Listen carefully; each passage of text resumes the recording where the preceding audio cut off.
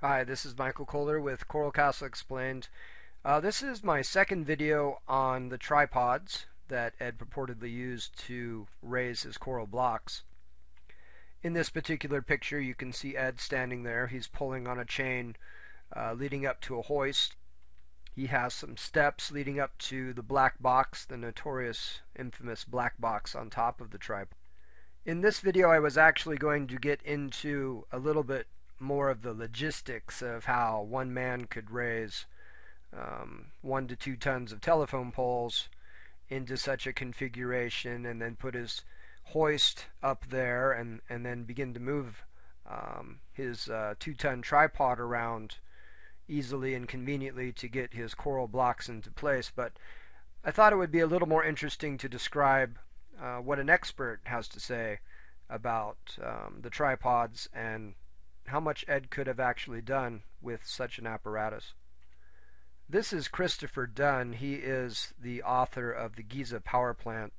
He is actually a scientist and engineer that has worked for the aerospace industry for decades and who has had decades of experience in moving and maneuvering large objects, working with engineers with modern day cranes.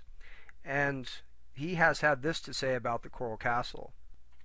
Christopher Dunn has stated that it is possible that Ed could have moved 6-ton blocks that make up the wall that surrounds the Coral Castle using conventional means. However, with the tripods and the conventional tools that are seen in the photographs and the equipment that is still there at the Coral Castle today, it would have simply been impossible for him to have raised the coral blocks that weighed upwards of 30 tons using simple telephone poles and even a 10-ton hoist. On his website, Christopher actually shows pictures of the chains that are at the Coral Castle and has compared those to the pictures that that I have shown you and that other people have on the internet.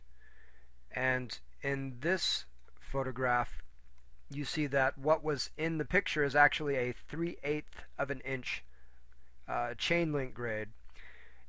It only is capable of lifting 3.5 tons. Yet this is what Ed had available to him, as is seen in the pictures, to move the 30-ton blocks that he had at the castle. During Christopher Dunn's professional career, one time he had to move a hydraulic press that weighed 65 tons, and in order to lift it and drop it through the roof, they had to bring in a special crane. The crane was brought to the site in pieces that were transported 80 miles away over a period of 5 days. After 15 semi-trailer loads came, the crane was finally assembled and ready to use. This means that the hydraulic press was just over twice the weight of just one of Ed Leedskalnin's heaviest coral pieces.